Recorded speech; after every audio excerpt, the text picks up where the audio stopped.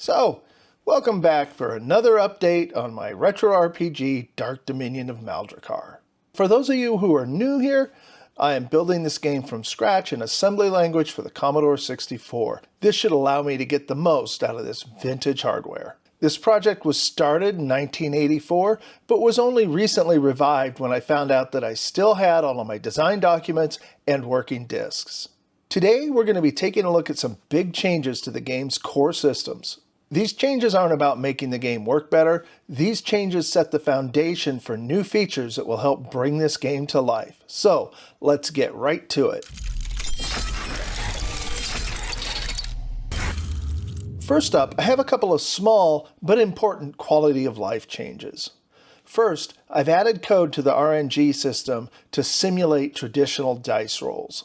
This means the game can now roll things from a 4-sided dice to a 20-sided dice and even a D100 percentile roll, just like your favorite tabletop RPGs.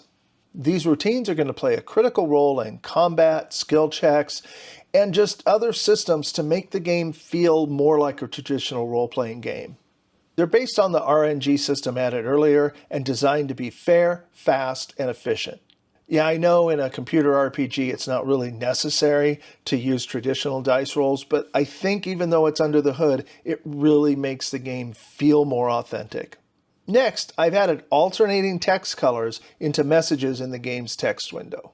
It's a small touch, but it makes messages and conversations more readable and visually appealing. Now, I added this because I was finding that some notifications, like the multi-line signpost messages on the map, were blending into each other. Of course, we could go for a holiday-colored theme. Yeah, I don't think so either.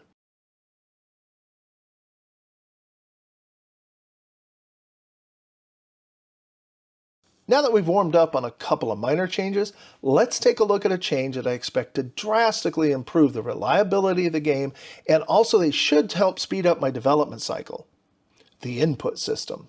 The input system has gotten a complete rewrite. I've rewritten it to be more modular and responsive, meaning controls now feel tighter, and it's much easier for me to trace the flow of commands through the game. Each action you take, whether it's moving, opening a menu, or interacting with the environment, is now routed through the more efficient input system. This improves gameplay responsiveness, and it also lays the groundwork for more complex interactions later down the road, such as the combat system. Before, the code had to check a lot of conditions because the same key press could do different things on the surface, in the dungeon, in the menu, or in combat. I know this may not sound that exciting, but I truly believe that this is by far the biggest improvement in the game code that I've made since changing the map to a chunk-based system.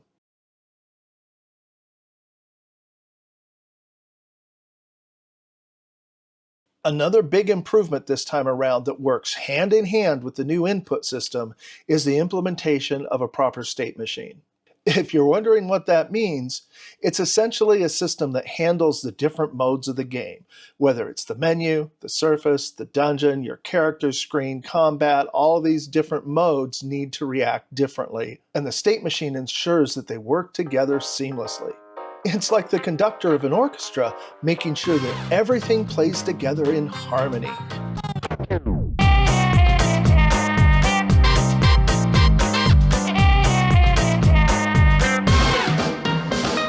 Before, state was handled manually, which left the code messy and prone to errors. It was also very difficult to make changes and add additional commands into the game. Now, with the state machine and the new input system working together, transitions are much more seamless, and it's way easier for me to add things to the code. Now, the state machine is kind of a behind-the-scenes hero whose impact is huge. It ensures the game flows naturally from system to system and makes sure that everything keeps operating smoothly. Now, another change I've made doesn't make the game simpler. It gives me the opportunity to make it more complex, but in this case, that's a good thing.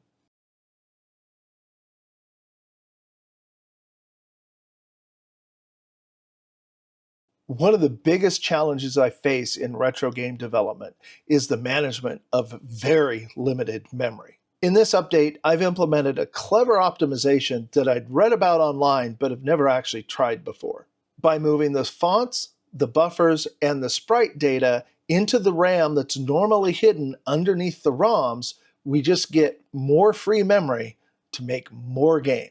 This optimization works because the VIC-2 graphics chip always sees the RAM even if ROM is currently mapped in at that address. It's a bit like opening a secret storage compartment inside your computer.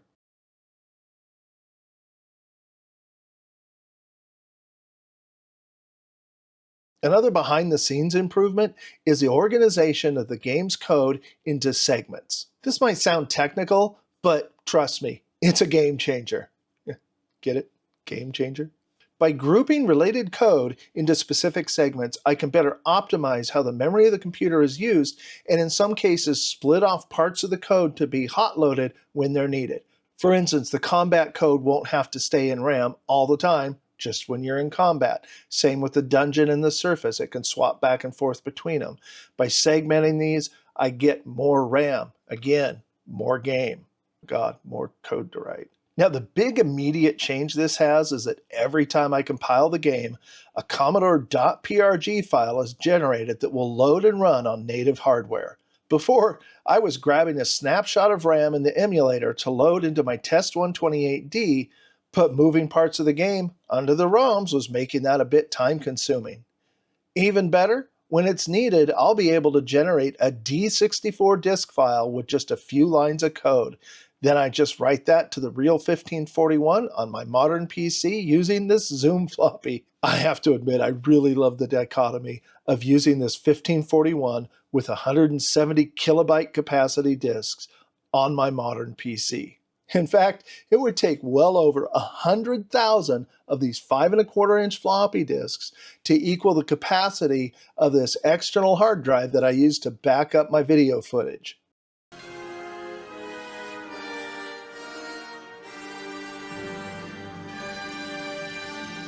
And of course, because floppy disk space is so precious, I've now implemented RLE encoding to encode things such as screens, maps, and text. RLE, or run length encoding, shrinks the size of these things on disk while still keeping them easy and accessible for me to load during the game. In fact, in many cases, since disk access is so slow and the decompression of RLE is fairly simple, it probably is going to load faster than it would if it was uncompressed. RLE is just a simple compression method that stores repeat characters as a run length. This saves a ton of disk memory and is critical to being able to make the map size that I want to have for this game. It'll also allow me to store more text, and it'll keep the screens from taking up so much space on the disk.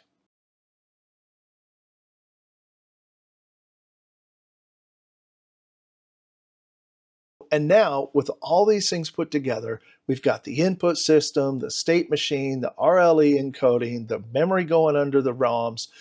This is allowing me to add more to the game, and now the game, instead of having just one simple screen, has multiple screens. When you launch DDM now, you come into a menu. From that menu, you can start a new game, you can resume a game, although it doesn't save it to disk, but as long as you haven't started over, you can resume back to where you left off. And with the state manager and the input system, all these different screens work together seamlessly. Currently, the game now features a proper main menu. You have the old surface screen that you use to explore the surface. The dungeon screen is now its own screen. It looks very similar, but there are some differences, especially under the hood. And as I showed in the last video, we've added a character screen so that you can see your character's information. Each of these screens is designed to give you the right tools and information at the moment to make the game feel deeper and more immersive. This may not seem like much, but it's a big step forward. Having everything on one screen limited the complexity in what I could do, but now everything is opened up and we can move forward with a lot more flexibility. With the addition of these new screens, the game feels more dynamic and alive than ever before. And there's still so much more to come. So, what's next? These updates, of course, are just the beginning. I'm currently working on a video that shows the tools I use to make the game. And I'm showing this by using them to make a new combat screen. Enemies and combat are currently being worked on, and then after that it'll be time for the last major system, and that's to add items and inventory. Once all that's done, we'll have a game system that can be played, and it'll be time to start adding in new features, spells, that kind of thing, as we build out the content and the story of the game. Really looking forward to that part. It's going to be fun. Thanks for coming, and I'll see you in the next update.